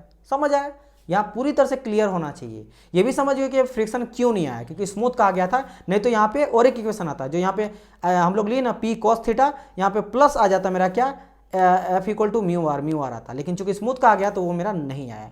ये भी समझना, हर एक पहलू समझना क्वेश्चन का। जब तक आप हर एक पहलू नहीं समझिएगा ना, तब तक आप क्वेश्चन को अच्छी तरह से समझ नहीं पाइएगा। चलिए आगे बढ़ते हैं, फिर एक न्यूमेरिकल आ जाता है यहाँ पे। चलिए इस क्वेश्चन को भी देखिएगा, और कोई ऐसा टॉपिक नहीं है ना जो आप लोग को टफ लगेगा, लेंदी हो सकता है क्योंकि आप अभी समझा रहे हैं हम, इसीलिए लेंदी लग सकता है, लेकिन कोई टफ नहीं है। चलो 52, इसमें कहा गया दो मेरा रेक्टेंगुलर ब्लॉक है जो कि मेरा W वेट का है। अब देखो जब भी W कहा गया ना, तो आप ये मत समझना कि अननोन है, ये नोन है। इसके अंदर मान लो छुपा हुआ 10 या 60 या 15 वो दिया गया, तो आप इसको लेके चलना, ठीक है। तो W ईच मेरा इतना वेट दिया गया है दो ब्लॉक का, ठीक है। रेक्टेंगुलर मेरा ब्लॉक है, आप देख सकते हो, ये मेरा एक W वेट का, एक मेरा W वेट का यहाँ पे। अच्छा, are connected by the flexible cord, ठीक है, कॉर्ड माने रस्सा, समझ लो मेरा रस्सा से यहाँ पे कनेक्टेड है दोनों इस तरह करके, और बीच में एक रोलर दिया गया है। तो कहा गया and rest upon a horizontal and incline plane. एक मेरा हॉरिजॉन्टल यहाँ पे देख सकते हैं, मेरा हॉरिजॉन्टल प्लेन है, ठीक है, और मेरा ये क्या है, इंक्लाइन प्लेन है, ठीक है। आगे क्या कहा गया है, incline plane with the cord passing over a pulley, और पुली के थ्रू दोनों को कनेक्टेड है। अच्छा, सोन इन फिगर म्यू बोरा coefficient of friction for all the continuous surface if mu is the coefficient, ठीक है। एंगल थीटा बोरा smooth system impending will be. चलिए अब बोरा की बताइए इम्पेंडिंग किसमें करेगा, अगर मेरा म्यू रहेगा कोएफिशिएंट ऑफ फ्रिक्शन, और एंगल जो है तो वो थीटा दिया गया है। सिंपल सा ये चीज़ आपसे यहाँ पे बोला गया है। तो चलिए हम लोग देखते हैं, यानी कि बेसिकली आपको बोला कि ये जो है म्यू का वैल्यू वो क्या होने वाला है, डिस्कस करते हैं, ठीक है। समझ आया क्वेश्चन क्या बोला, सो क्वेश्चन ये कहा कि भाई दो गो अलग अलग वजन का, एक हॉरिजॉन्टल का वर्टिकल में रख दिया गया, बीच में एक कॉर्ड में हम लोग पुली से बांध दिया गया है, तो आपको सिंपल, और ये थीटा डिग्री में है, तो आप बताइए कि इसको बैलेंस करने के लिए आपको कितना कोएफिशिएंट ऑफ फ्रिक्शन का जरूरत पड़ेगा, ठीक है। बस ये चीज़ कहा गया, इंपेंडिंग बनाए रखने के लिए इक्विलिब्रियम वाला कंडीशन ही बोल रहा है, म्यू का वैल्यू क्या लेगा, बैलेंस रफ आएगा तभी ना होगा, तो म्यू का वैल्यू आपसे पूछ रहा है। तो मैं फिर से यहाँ पे एक्स्ट्रा पेज मुझे लेना पड़ेगा क्योंकि ये क्वेश्चन यहाँ पे भर गया पेज में, और मेरे पर फिर से क्वेश्चन है, मैं आप लोगों को फिगर दिखाते हुए चलूँगा, समझना ध्यान से। पहले मैं यहाँ पे क्या करता हूँ, फिगर को यहाँ पे ड्रॉ कर लेता हूँ। कुछ इस तरह का मेरा था, ऐसा कुछ था, यहाँ पे मेरा एक W वेट का दिया गया था, एंड यहाँ पे एक मेरा W वेट का दिया गया था, दो वजन, जो एक पुली से जो है वो बंधा हुआ इस तरह से कुछ करके, ओके। एंड ये इस डायरेक्शन पे मेरा मोशन कर रहा है, एंड ये मेरा ब्लॉक जो है इसको हम लोग ब्लॉक 1 बोलेंगे, इसको हम लोग ब्लॉक 2 बोलेंगे, ठीक है। ओके, इतना दिया गया, और यहाँ पे बोला गया था कि ये थीटा एंगल जो है वो इंक्लाइंड वाला सरफेस है। चलिए, इतना मेरा दिया गया था। क्या और कुछ दिया गया है? नहीं दिया गया है। अब यहाँ पे बोला गया भाई कि क्या करना है, इम्पेंड की म्यू जो है वो कोफिशिएंट ऑफ फ्रिक्शन इसका दिया गया, इतना ही दिया गया। आपको एक बार फिगर देख लो, यही सेम चीज़ जो है मैंने जो करा वो चीज़ है आपका। इतना हो जाने के बाद अब हम लोग इसको सॉल्यूशन करना स्टार्ट करते हैं। सबसे पहले हम लोग यहाँ पे जरूरत पड़ेगा फ्री बॉडी डायग्राम का, यानी कि हम लोग यहाँ पे निकालेंगे क्या, अच्छा हाँ, यहाँ पे ये भी चीज़ लिख देते हैं, जो फ्रिक्शन दिया है, friction coefficient between block and surface, ये आपका म्यू दिया गया। ब्लॉक एंड सरफेस के बीच में जो, यानी इसके और इसके बीच में जो म्यू का वैल्यू वो कितना दिया गया है आपका, म्यू ही दिया गया है। चलिए अब बात करते हैं हम लोग free body diagram of block 1, पहले का W वाले का। तो ये हॉरिजॉन्टल है, कुछ इस तरह हो जाएगा, फटाफट मैं बना देता हूँ। तो एक आ जाएगा सर जी मेरा W नीचे हो जाएगा, एक मेरा W नीचे, ऊपर डायरेक्शन में सर मेरा रिएक्शन लग जाएगा, इस डायरेक्शन मेरा टेंशन हो रहा है क्योंकि इधर खींच रहा है, समझ रहे हो ना, T मेरा इस डायरेक्शन पे लग रहा है। तो T अगर इधर यानी मोशन करेगा तो अपोजिट मेरा क्या लगेगा, फ्रिक्शन लगेगा। तो T इधर लग रहा है तो इधर मेरा फ्रिक्शन फोर्स लगेगा, that is your mu into R, ठीक है, एक मेरा हो गया।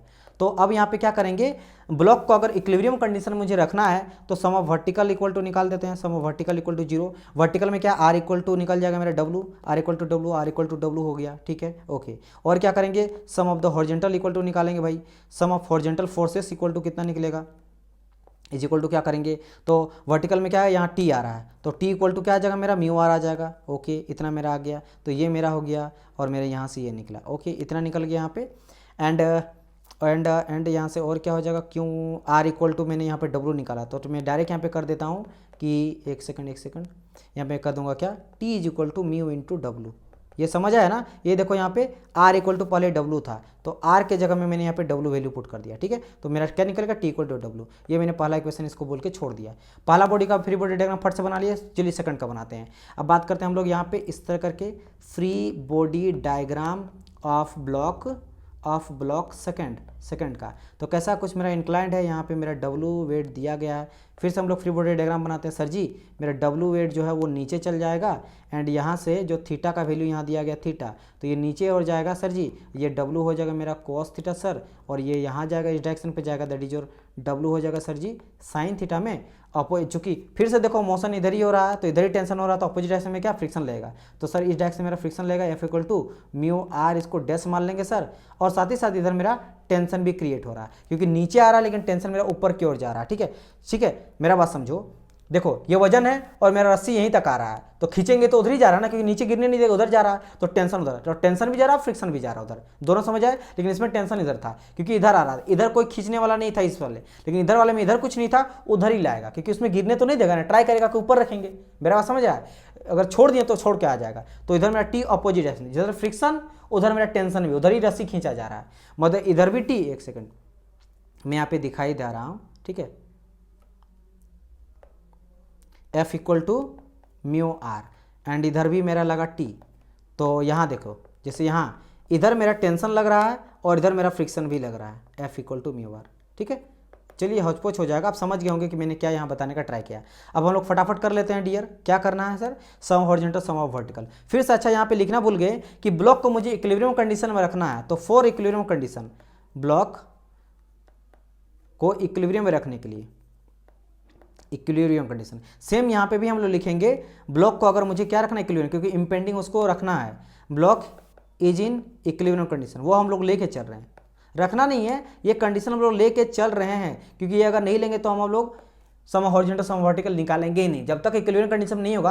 किसी भी स्टडी को, बॉडी का स्टडी करने के लिए वो इक्विलिब्रियम कंडीशन में होना चाहिए, अदरवाइज मैं स्टडी कैसे करूँ, अगर चलते रहेगा तो इतना वेरी करेगा उसका सारा वैल्यूज, तो हम लोग मान लिए। चलो तो मैं यहाँ पे क्या करूँगा, तो फटाफट सबसे पहले हम लोग सम ऑफ निकालते हैं वर्टिकल वाला फोर्सेस, ठीक है। तो यहाँ पे वर्टिकल वाला में क्या करना जा रहा है, एक मेरा W है और मेरा ऊपर एक, अच्छा एक नॉर्मल वाला तो मैंने लिया ही नहीं, यहाँ पे एक मेरा डब्लू वेट के जस्ट अपोजिट मेरा आर लग जाएगा। तो क्या आ जाएगा यहाँ पे आर इक्वल टू हो जाएगा मेरा डब्लू कॉस थीटा, एक मेरा पहला एंड सम ऑफ वर्टिकल निकालने बोलेंगे तो वर्टिकल में आ जाएगा मेरा क्या यहाँ पे एक आएगा टी आया टेंशन और फिर आया एक म्यू आर आया आर डैश और इधर आएगा मेरा डब्लू साइन थीटा। ये हो गया मेरा सेकंड इक्वेशन। ठीक है, ओके। ये अगर मेरा आ गया यहाँ पे तो डब्लू, एक सेकंड इसको मैं यहाँ पे घेरता हूँ। चलिए अब फ्रॉम इक्वेशन और 2 का हम लोग यूज़ करके बनाएंगे। यहाँ पे जगह मुझे नहीं मिल रहा तो मैं और एक पेज लेता हूँ। या इक्वेशन 1 और इक्वेशन 2 मैंने लिख दिया है तो दोनों इक्वेशन का थ्रू एक मेरा ये इक्वेशन यूज़ करेंगे T equal to mu W और ये वाला इक्वेशन यूज़ करेंगे। ठीक है, तो यहाँ पे टी का वैल्यू डायरेक्ट पुट कर देंगे और कुछ नहीं करेंगे। तो मैं यहाँ पे एक्स्ट्रा पेज मुझे और लेना पड़ेगा। तो मैं यहाँ पे क्या करूँगा फ्रॉम इक्वेशन लिखता हूँ यहाँ पे from equation 1 and 2, from equation 1 and 2। तो यहाँ आ जाएगा मेरा क्या T equal to mu R. देखो मैं इक्वेशन लिखा देता हूँ, देखो क्या कर रहे हैं यहाँ पे बता देता है। टी इक्वल टू जो म्यू आर है ना, T equal to mu W है, सॉरी, इसको हम लोग वैल्यू यहाँ पे पुट कर देंगे डायरेक्ट टी प्लस, तो टी के जगह में क्या आ जाएगा मेरे यहाँ पे म्यू और W plus mu R dash आ जाएगा यहाँ पे और दिस मच पूरा आएगा। तो मैं यहाँ पे पूरा यहाँ पे लिख ही देता हूँ। तो यहाँ पे क्या आ जाएगा यहाँ पे mu into W plus mu W cos theta is equal to W sine theta. ठीक है, ये मेरा आ गया। अब हम लोग यहाँ देख रहे हैं कि डब्लू डब्लू डब्लू कॉमन है तो डब्लू यहाँ से कटा, डब्लू यहाँ से कटा, डब्लू यहाँ से कटा। अब बचेगा क्या म्यू, यहाँ भी म्यू है यहाँ भी म्यू है तो म्यू को फिर से कॉमन ले लेंगे तो आ जाएगा 1 plus cos theta is equal to आ जाएगा मेरा साइन थीटा। अब नाउ एक मेरा फॉर्मूला होता है, फॉर्मूला का मैं यहाँ पे यूज़ कर रहा हूँ, मैं आप लोग लिखा देता हूँ। फॉर्मूला होता है मेरा cos 2 थीटा इक्वल टू हो जाता है 2 cos स्क्वायर थीटा माइनस 1। लेकिन यहाँ पे चूंकि सिर्फ cos थीटा दिया गया तो क्या हो जाएगा यहाँ पे हो जाएगा यहाँ पे cos थीटा इक्वल टू आ जाएगा मेरा 2 cos square theta by 2 minus 1। तो हम लोग इस फॉर्मूला का यूज यहाँ पे करेंगे। तो यहाँ पे मैं डायरेक्ट यहाँ के क्या करूँगा, यहाँ में मैं करूँगा म्यू 1 प्लस cos थीटा के जगह में क्या पुट करेंगे 2 into cos square theta by 2 minus 1, right, and is equal to आ जाएगा मेरा क्या साइन थीटा। और साइन थीटा इक्वल टू क्या हो जाता है मेरा 2 साइन थीटा बाई 2 और कॉस थीटा बाई 2। ये भी फॉर्मूला होता है ट्रिगोनोमेट्री का, आप लोग को पता होना चाहिए, नहीं तो ये सभी चीज़ को नोट कर लीजिएगा। ठीक है, ये हो जाता है साइन थीटा इक्वल टू, ये आ गया। अब इतना आ जाने के बाद एक सेकंड, इतना आ जाने के बाद फिर से मैं कुछ चीज़ों को कट कर रहा हूँ जो आप लोग ध्यान दीजिएगा। क्या यहाँ पे कट हो सकता है सर, देखो पहली बात 1 है और प्लस 2 है। ठीक है, 1 और माइनस 1 है तो ये दोनों यहाँ से कट गया, ये -1 है प्लस 1 है। अच्छा ठीक है, फिर यहाँ बचेगा 2, चलो मैं कर ही देता हूँ ना डियर। ये आ जाएगा मेरा 2 mu cos square theta by 2 is equal to आ जाएगा मेरा 2 कॉस, एक second, sine theta by 2 into cos theta by 2। तो ये 2 से 2 भी खत्म हो गया है ना। अब यहाँ पे बचा क्या म्यू इक्वल टू बचा। अच्छा तो यहाँ पे म्यू इक्वल टू मैं कर सकता हूँ भाई sign theta by 2 cos theta by 2 और नीचे आ जाएगा मेरा क्या कॉस स्क्वायर थीटा बाई 2 और ये स्क्वायर से ये पूरा का पूरा खत्म हो गया, बचेगा sine by cos. Sine by cos क्या होता है 10 होता है तो म्यू इक्वल टू क्या निकला मेरा tan थीटा बाई 2। तो ये आपको चाहिए होगा, क्या चाहिए होगा, ये इतना कोफिशिएंट ऑफ फ्रिक्शन चाहिए ताकि वो मेरा बॉडी जो है वो इक्विलिब्रियम कंडीशन में बने रहे। वही कंडीशन लेके हम चले हैं कि अगर हम लोग मान के चलेंगे तो इतना चाहिए, वही क्वेश्चन पूछा गया था। तो this will be your answer of this question. यहाँ से क्या कोई ऐसा चीज़ है जो आप लोग बोलिएगा कि सर जी मुझे समझ में नहीं आया, मुझे नहीं लग रहा कि कोई चीज़ समझ आए। यहाँ तक तो सब समझ में आ गया होगा, यहाँ तक सब समझ में आ गया होगा। मैंने यहाँ पे की करा भाई टी के जगह में जो है, टी के जगह में यहाँ पे मैंने पुट कर दिया वैल्यू, ये वाला टी का वैल्यू, यानी आ गया मेरा पे टी, एक सेकंड, म्यू डब्लू है ना, और प्लस आ जाएगा यहाँ पे क्या मेरा म्यू इंटू आर है ना। आर के जगह में हम लोग पहले निकाल चुके हैं, देखो आर के जगह में क्या निकाले डब्लू कॉस थीटा। तो ये आर है ना, ये आर के जगह में मैंने क्या पुट कर दिया यहाँ पे W cos theta is equal to मेरा डब्लू साइन थीटा। तो देखो आपका क्या आ गया mu W plus mu W cos theta is equal to W sine theta. यही इक्वेशन सिर्फ मैंने यहाँ पे लिखा है, mu W plus mu W cos theta is equal to W sine theta. समझ आए, बाकी इक्वेशन आप देखिए कुछ नहीं किया, काटा कॉमन लिया, ट्रिगोनोमेट्री का फॉर्मूला यहाँ पे 2 वैल्यू पुट करा, एक ये और एक मैंने ये वैल्यू पुट करा और उसके बाद कुछ नहीं कैलकुलेशन किया, यहाँ पे मेरा म्यू का वैल्यू आ गया। ठीक है, समझ आए, बस आपको एक तरीका समझ लेना, उसके बाद सॉल्यूशन करने में आप फटाफट जो है वो बना सकते हैं। चलिए इसका आंसर आ गया मेरा, क्या आया था भाई, आया था मेरा tan थीटा बाई 2। क्या यहाँ पे है कि नहीं कि मैंने tan थीटा बाई 2, आंसर इसका मुझे लग रहा 10, हाँ है, मुझे लगा है कि नहीं, तो tan थीटा बाई 2 तो है।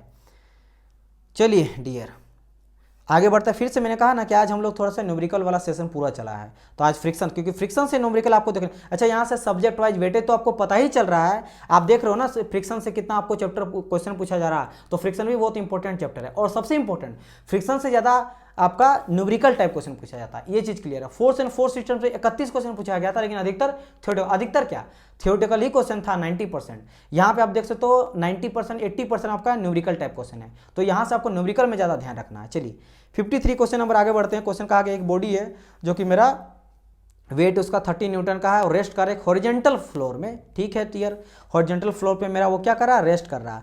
आगे इसमें कह रहा क्वेश्चन पे कि ग्रेजुअली इंक्रीजिंग हॉरिजॉन्टल फोर्स जो है वो अप्लाइड किया जा रहा है बॉडी पे, which just start to move when the force is 9 newton. अगर जब मेरा 9 न्यूटन फोर्स हो रहा है तो वो अबाउट टू मूव मतलब मोशन करने की ओर जा रहा है, तो आपसे पूछा गया है the coefficient of friction between the body and the floor. मतलब देखो हर एक क्वेश्चन पे क्वेश्चन मतलब क्या पूछा गया आपसे, कोफिशिएंट ऑफ फ्रिक्शन कहा गया है। तो इस क्वेश्चन को मैं सबसे पहले फ्री बॉडी डायग्राम के थ्रू आप लोग को समझाने का ट्राई करता हूँ। क्या है भाई, इस तरह का मेरा एक फोर्स है और इस फोर्स में मेरा क्या है, एक मेरा बॉडी है, इस तरह का कोई मेरा बॉडी है। और एंड इस बॉडी का अगर मैं बात करूंगा तो इस बॉडी का सबसे पहले डाउनवर्ड डायरेक्शन में मेरा देखो क्या कहा गया था, 30 न्यूटन का है, 30 न्यूटन का।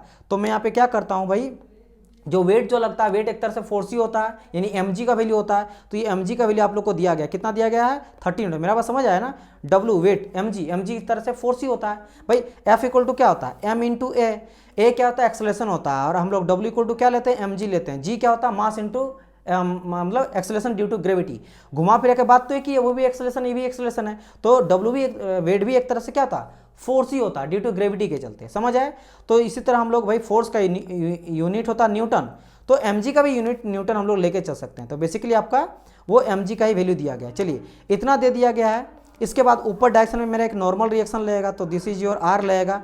देन उसके बाद अगर मैं बात करूंगा horizontal gradually increasing horizontal forces is applied on the body we just start moving when the force is 9 newton. जब 9 न्यूटन लग रहा है ना, यानी ये समझ आ रहा है कि 9 न्यूटन लग रहा है, तब ये जस्ट स्टार्ट मूविंग मतलब उससे पहले तक नहीं हो रहा है। इट मीन्स लिमिटिंग फ्रिक्शन का बात कर रहा है। जब बहुत ज़्यादा फोर्स लगता है कि भाई फ्रिक्शन अब खत्म होने वाला है, जस्ट अब मूव कर जाएगा, इतना लग गया तो यहाँ पे इस तरह करके मैं दिखाऊंगा आप लोग को कि भाई जो फ्रिक्शन फोर्स लग रहा है ना वो 99 न्यूटन मेरा है यहाँ पे, ठीक है, ये चीज़ कहा गया है। चलिए एंड एक सेकंड, मेरा फ्रिक्शन फोर्स इधर लग रहा है, तो अगर मेरा फ्रिक्शन फोर्स इधर लगेगा F इक्वल टू 9 न्यूटन लग रहा है, तो मेरा यहाँ पे क्या लगेगा, इस डायरेक्शन में मेरा लगेगा कोफिशिएंट ऑफ फ्रिक्शन लग रहा है। चलिए अब इतना हो गया। अब हम लोग यहाँ पे फटाफट क्या करना है, सॉल्यूशन करना है। समझ आया कि मेरी बात की नहीं, बॉडी इस तरह मूव कर रहा है ना, इधर मूव कर रहा है, मैं लेके चलता हूँ, तो फ्रिक्शन किधर लगेगा, इधर लगेगा, यानी कि F इस डायरेक्शन में लगेगा फ्रिक्शन फोर्स मेरा इधर लगेगा। ऐसे फोर्स लगा रहा तो ऐसे मेरा फ्रिक्शन लगेगा, अपोजिट डायरेक्शन में लगेगा, ठीक है। तो आपसे कोफिशिएंट ऑफ फ्रिक्शन म्यू जो है वो मांगा गया है कि क्या होगा। तो चलिए डिस्कस करते हैं हम लोग यहाँ पे फटाफट, इसलिए मैंने म्यू लिखा क्योंकि F equal to mu into R होता है। चलो तो ना हम लोग क्या करेंगे यहाँ पे, अच्छा और एक चीज़ समझ गए होंगे सर कि यहाँ पे मैक्सिमम फ्रिक्शन फोर्स का भी यहाँ पे बात किया गया है, और मैक्सिमम फोर्स में हम लोग क्या करते हैं, म्यू इंटू यहाँ पे कर देते हैं हम लोग mg, ठीक है। चलिए वो मैं लेके अभी नहीं चलूँगा, तो वो हम लोग डिस्कस करेंगे जब जैसे जैसे क्वेश्चन को यहाँ पे सॉल्यूशन करेंगे।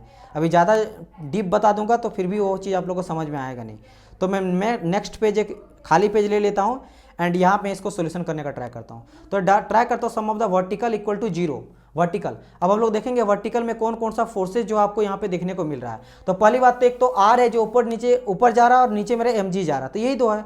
तो डायरेक्ट हम लोग करेंगे r equal to 30 newton, right, ये है, ठीक है। तो मैं यहाँ पे डायरेक्ट लिख देता हूँ क्या, r इक्वल टू मैं कर देता हूँ 30 न्यूटन। तो पहला बात तो ये हो गया मेरा।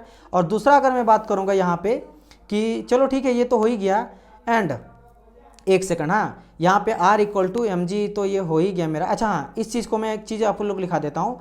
ये बेसिकली 30 न्यूटन जो था वो क्या था, समझाने के लिए समझना। r इक्वल टू बेसिकली ये मेरा वेट था ना, वेट था, और वेट इक्वल टू क्या हो जाता है, mg था, यही इक्वल टू 30 था। अच्छा सर ये मेरा हो गया। अगर मैं यहाँ पे बात करता हूँ आगे कि इसलिए अगर मैं बात करूँगा फ्रिक्शन यहाँ पे मैक्सिमम लग रहा है, क्योंकि क्या कहा 9 न्यूटन लग रहा, तो अबाउट टू मूव। और ये कब कंडीशन है, याद करेंगे मैंने लिमिटिंग फ्रिक्शन बताया था। लिमिटिंग फ्रिक्शन क्या होता है, जब मैक्सिमम फ्रिक्शन फोर्स लगता है, मतलब कोई बॉडी अगर मैक्सिमम फ्रिक्शन फोर्स मतलब इधर से मैं लगा रहा हूँ एक लोड और फ्रिक्शन फोर्स अपोजिट डायरेक्शन में लग रहा है, तो जब से लिमिटिंग का बात करेंगे ना, उस टाइम पे क्या होता है कि मान लो 9 न्यूटन का लगा रहा है और इसके अंदर भी 9 न्यूटन का क्षमता है, इसके बाद अगर थोड़ा सा भी लोड बढ़ाएंगे ना तो अब बॉडी मूव करेगा, तो मतलब अबाउट टू मूव वाला कंडीशन है। तो उस कंडीशन में जो फ्रिक्शन फोर्स है वो मैक्सिमम लगता है, समझ आया, मतलब अब थोड़ा सा भी कुछ हुआ तो बॉडी मूव कर जाएगा, ठीक है, ये चीज़ यहाँ पे कंडीशन है।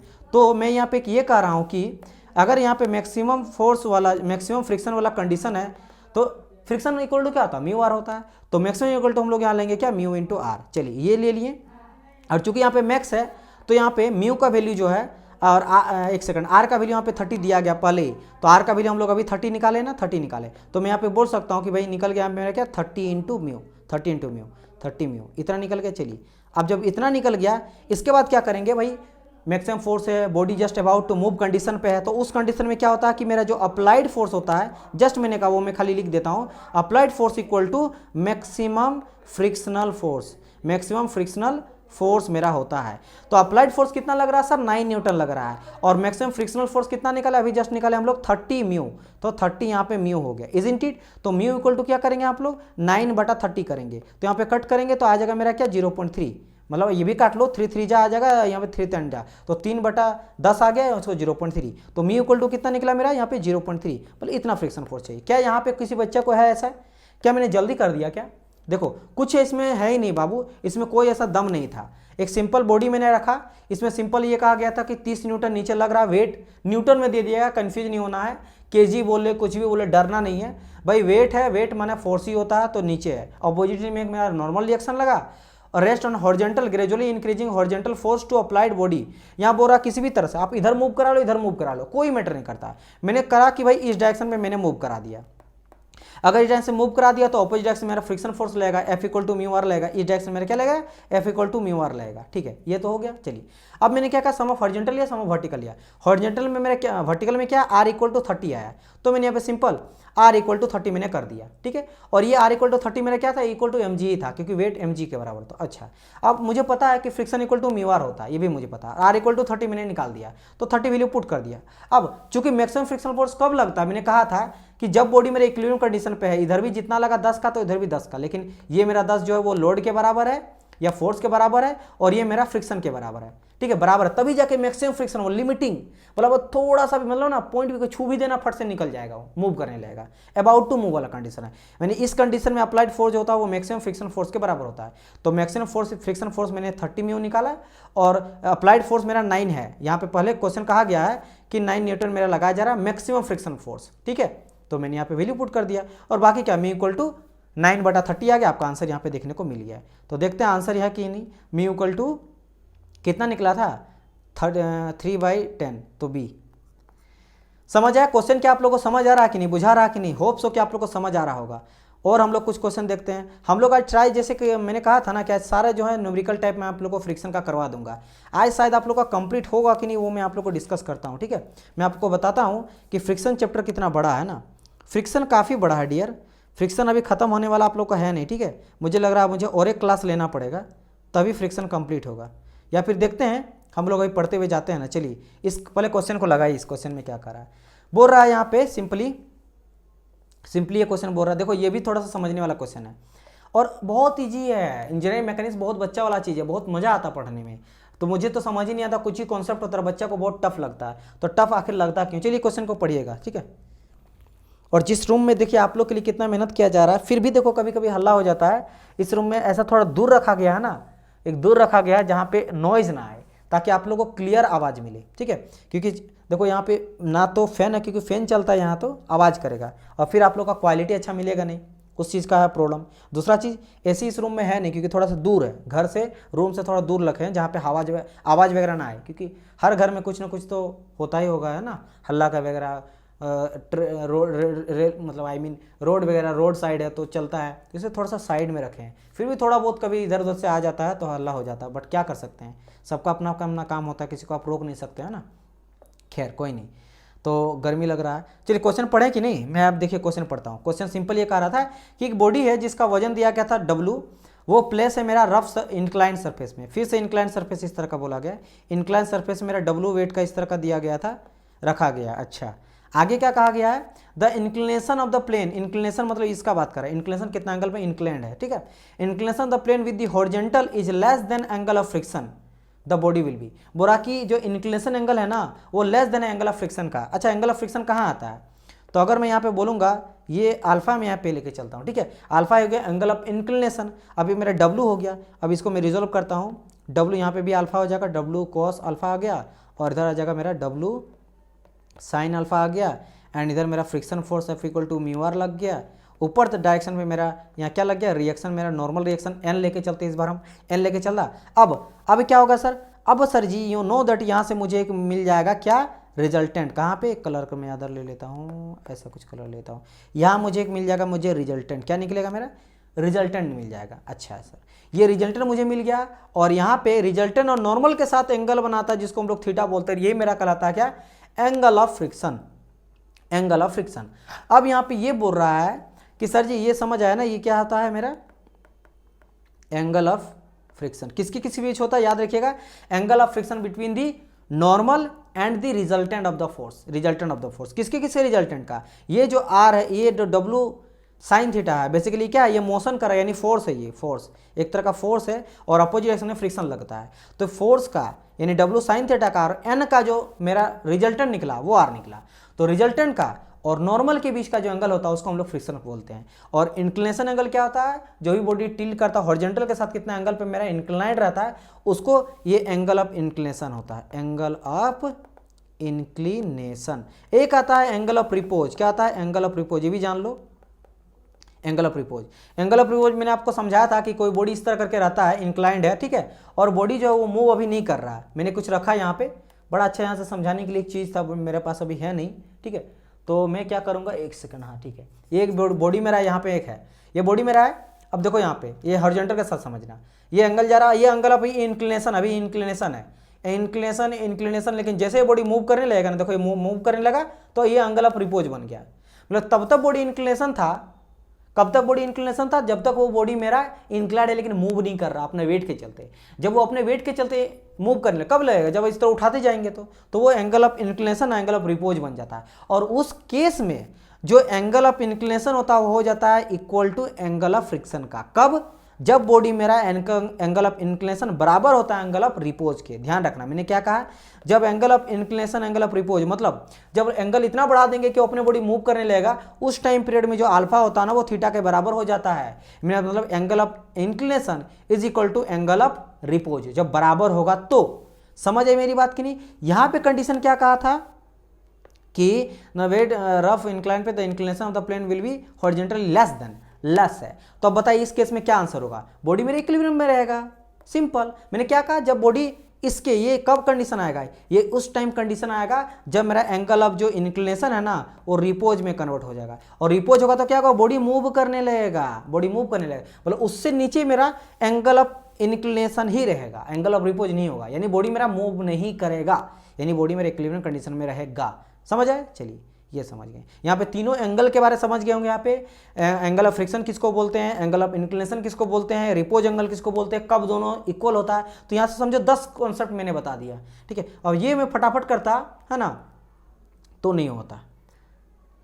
चलिए 55 क्वेश्चन नंबर जाता था, friction between the friction between object and the stationary called, कोई बॉडी रुका हुआ बॉडी है उसके बीच का बोल रहा है कि फ्रिक्शन जो होता है उस बॉडी के ऑब्जेक्ट क्या होता है, बताइए। ये क्या बच्चा वाला क्वेश्चन यहाँ पे दे दिया गया, स्टैटिक फ्रिक्शन इसको कहेंगे, ठीक है, इसको क्या कहेंगे हम लोग, स्टैटिक फ्रिक्शन, राइट। तो ये हो गया मेरा स्टैटिक फ्रिक्शन 55 नंबर। हाँ यहाँ पे हम लोग का खत्म हो गया डियर, तो 55 ये क्वेश्चन नंबर है ना, ये लास्ट है आप लोग का। अब हम लोग यहाँ जो नेक्स्ट पढ़ेंगे ना, ये आपका आ जाता है मोमेंट ऑफ इनर्शिया, ठीक है, and centre of gravity, centre of gravity, तो ये हम लोग नेक्स्ट लेक्चर से लेंगे। यानी कि आज हम लोग कितना क्वेश्चन यहाँ पे देखे डियर, अगर मैं यहाँ पे बात करता हूँ कितना क्वेश्चन हम लोग का था, तो 1 यहाँ पे हो गया है ना, 1 2 3 4 5 6 7 8 9 10 11 12 13 14 15 16 17 18 19 20 21 22 23 24 25 25 भी हुआ ना, मैंने गलत तो नहीं जोड़ा ना, 24 यहाँ पे थ्योरी एक था, 24 तो सही मैंने जोड़ा, और बीच में कोई पेज एक्स्ट्रा नहीं, 24 क्वेश्चन, तो ये आपका 24 यहाँ पे क्वेश्चन मुझे देखने को मिला।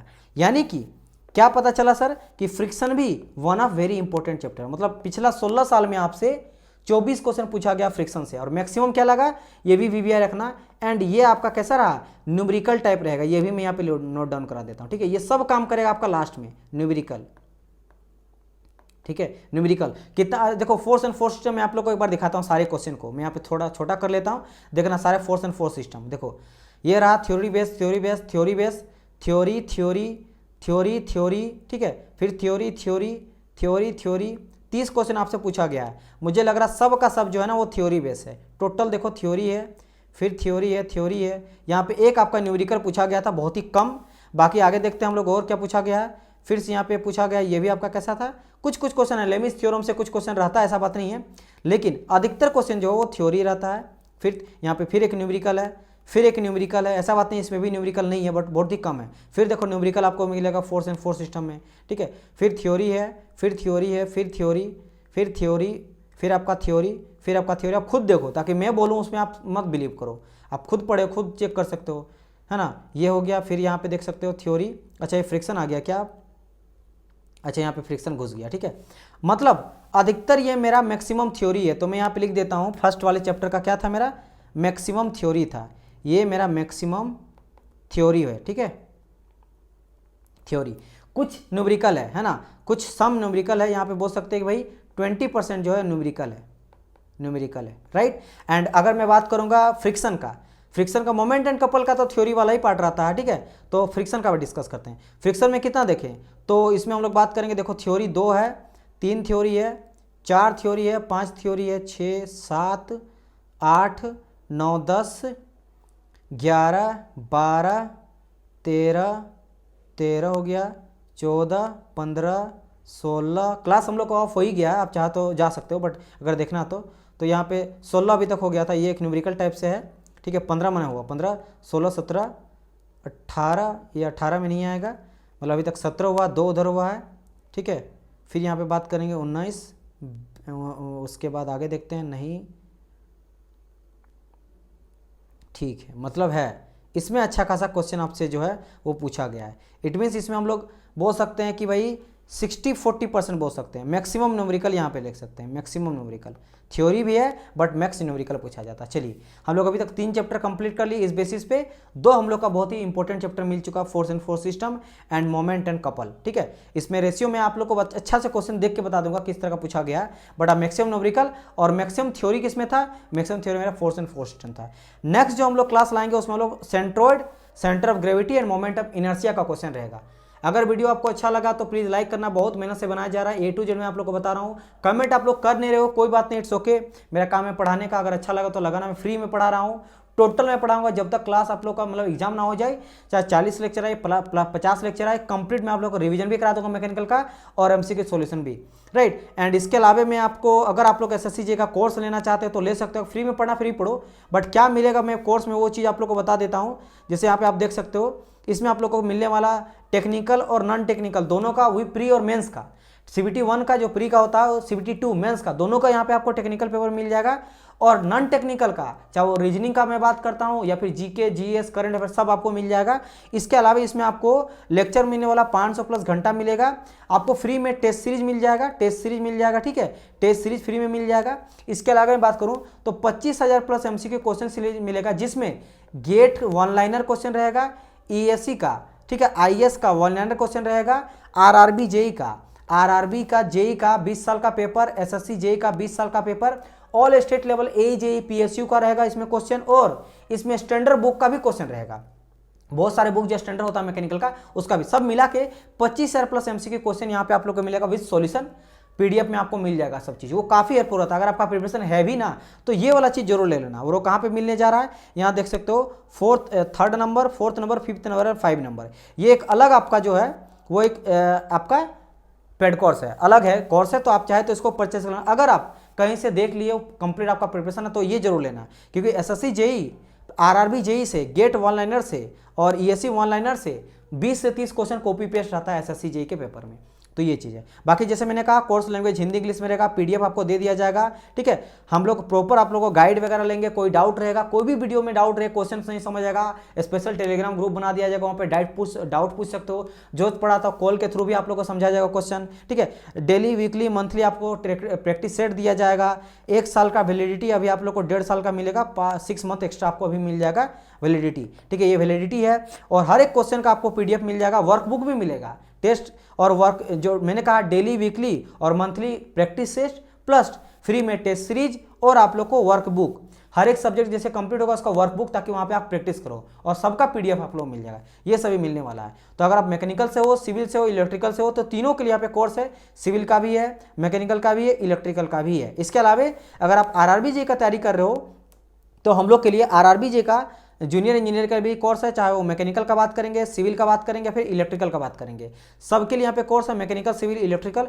उसमें भी आपको सारी चीज़ मिलेगा, जैसे मैंने डिस्कस यहाँ पे करा, जैसे क्या क्या मिलने जा रहा है उसमें आप लोग को, उसमें भी आप लोग को प्री कार मेंस का पेपर मिल जाएगा, टेक्निकल नॉन टेक्निकल भी पेपर आप लोग को मिल जाएगा। मतलब देखिए मेरा टारगेट ये है कि आप लोग को पेड देना, लेकिन इंडिया में सबसे कम से कम किफ़ायती दर पे आप लोग को देना और सब चीज़ वो प्रोवाइड करना। आप सिर्फ प्री का भी पेपर लो, चाहे आरआरबी जेई का, फिर मतलब रेलवे जेई का, फिर एसएससी जेई का, सिर्फ प्री का पेपर देगा और आपको 3000, 2000, 5000 देगा। मैं यहाँ पे प्री का तो दे ही रहा हूँ, मेंस का भी दे रहा हूँ, साथ ही साथ टेक्निकल का भी दे रहा हूँ, नॉन टेक्निकल का भी दे रहा हूँ, ऊपर से टेस्ट सीरीज भी आप लोग को फ्री में दे रहा हूँ, ऊपर से स्टैंडर्ड बुक जितना मैंने कहा एसएससी का, आरआरबी का, गेट का, ईएससी का, सबका मैं वन लाइनर क्वेश्चन भी दे रहा हूँ, स्टैंडर्ड बुक का सब मिलाकर 25,000 प्लस एमसीक्यू क्वेश्चन सब चीज़ में यहाँ पे ऊपर से प्रॉपर गाइडेंस आपको दिया जाएगा। क्वेश्चन डाउट रहे आप प्रॉपर 1-to-1 बात कर सकते हो। इतना फैसिलिटी कहीं नहीं मिलने जा रहा है इंडिया में, लिख के दावा कर सकता हूँ। कोई टीचर नहीं जो 1-to-1 कॉल करता, मैं जरूरत पड़ता तो आप लोग से बात करूँगा कॉल के थ्रू, समझाऊंगा कैसे पढ़ना है, कैसे रिविजन करना है, कैसे आपको पेपर लगाना है, ज़्यादा पढ़िएगा तो ज़्यादा कन्फ्यूजन क्रिएट होगा, प्रेशर आ जाएगा, तब कैसे हैंडल करना है, कैसे सर मुझे पढ़ाई भी करना है, प्रैक्टिस भी करना है, रिवीजन भी करना, सब चीज़ मैं आप लोग को गाइड करूंगा, राइट। तो ये सभी चीज़ को आप कम से कम चीज़ों में ले सकते हो। इसके लिए आप इन्फिनिटी एजुकेशन जो है ऐप को डाउनलोड करना गूगल प्ले स्टोर से, या फिर आप नीचे डिस्क्रिप्शन बॉक्स में लिंक दे दिया गया है आपके प्ले स्टोर ऐप का, वहाँ डाउनलोड करके जाकर वहाँ पे परचेज कर सकते हो और सारी चीज़ों के बारे में डिटेल आपको पता मिल जाएगा। इसके अलावा हम लोग अगर आप सीनियर सेक्शन इंजीनियर का प्रिपरेशन करना चाहते हो, ठीक है, तो मैकेनिकल का, इलेक्ट्रिकल का, सिविल का, सीनियर सेक्शन इंजीनियर का भी जो है पेपर आप लोग को मिल जाएगा। इसमें भी pre, mains, technical, non technical और जो मैंने कहा एसएससी आरआरबी का क्वेश्चन वो 25,000 वाला जो है सारे प्रीवियस ईयर का क्वेश्चन पेपर मिल जाएगा। एसएससी का, आरआरबी का, गेट का, वन लाइनर इंपॉर्टेंट, उससे ज़्यादा नहीं, क्योंकि गेट नहीं है कि वहाँ पे आपको ज़्यादा टफ दिया जाएगी। गेट एंड ईएससी का वन लाइनर, बाकी एसएससी आरआरबी का सब, स्टैंडर्ड बुक का सब और टेस्ट सीरीज भी फ्री में मिलेगा। हिंदी इंग्लिश पीडीएफ गाइड किया जाएगा, सब चीज़ सब में किया जाएगा। चलिए तो हम लोग मिलते हैं नेक्स्ट पार्ट में। एंड इसके अलावा अगर आप एसएससी जेई का गाइडेंस सीरीज देखना चाहते हो तो आप देख सकते हो यहाँ से, जिसमें आप लोग को सब चीज़ मिल जाएगा। जैसे कि भाई मुझे अगर एसएससी जेई फोड़ना है तो पता होना चाहिए एसएससी जेई का सिलेबस कितना गया, तो यहाँ से आपको सिलेबस पता चलेगा, कितना वैकेंसी आएगा ये पता चल जाएगा, कितना कटअप गया पिछला 5 साल में वो पता चल जाएगा। एसएससी जेई और आरआरबी जेई में क्या डिफरेंस है, क्या सिमिलरिटी है, सैलरी, प्रमोशन, सिलेबस, कौन टफ है, कौन ईजी है, एक साथ तैयारी कर सकते हैं नहीं कर सकते हैं, किसमें कितना सैलरी मिलता है। एसएससी जेई का सब्जेक्ट वाइज वेटेज कितना रहता है, पिछला 7 साल का पेपर के एनालिसिस किए हैं, ठीक है। इसके अलावा बेस्ट बुक कौन सा होगा, नॉन टेक्निकल का सिलेबस को कैसे 50 में 50 लाए, रीजनिंग में और जीके जीएस में 100 होता है, जीके जीएस से 50 और रीजनिंग से 50, उसमें कैसे लाएं, सब चीज़ बता दिया गया ताकि आप लोगों को प्रॉपर गाइड मिले, एक ही जगह में कहीं जाने का जरूरत नहीं है। तो इन सभी चीज़ को देख सकते हो और हमारे चैनल को पहली बात तो सब्सक्राइब कर लेना, क्योंकि यहाँ पे फ्री में भी पढ़ाया जा रहा है कंप्लीट, जैसे मैंने कहा। क्योंकि यहाँ पे देख सकते हो मैकेनिकल का श्योर सिलेक्शन बैच, इसमें हम लोग कंप्लीट थ्योरी करा रहे हैं आपके एसएससी जेई का फ्री ऑफ कॉस्ट में। तो आप यहाँ से थ्योरी देख सकते हो और मैं यहाँ पे एसएससी जेई का क्वेश्चन तो करा ही रहा हूँ, और चाहे तो पेड कोर्स भी ले। हाँ, वहाँ पे टेस्ट सीरीज मिल रहा है, पीडीएफ वगैरह मिल रहा है, नॉन टेक्निकल का भी आपको वीडियो से मिल जाएगा, वो चीज़ एक्स्ट्रा है। पे आपका मॉक वर्कबुक मिल रहा है, बहुत सारी चीज़ वहाँ पे गाइड मिलेगा, प्रॉपर बात कर सकते हो। ये कुछ फ़ायदा है पेड कोर्स लेने का, लेकिन हम लोग फ्री में ही पढ़ा रहे हैं, आप तो फ्री में चाहे तो पढ़ सकते हो, ठीक है। चलिए गाइस, मिलते हैं हम लोग नेक्स्ट पार्ट में, तब तक ले good bye and God bless you all.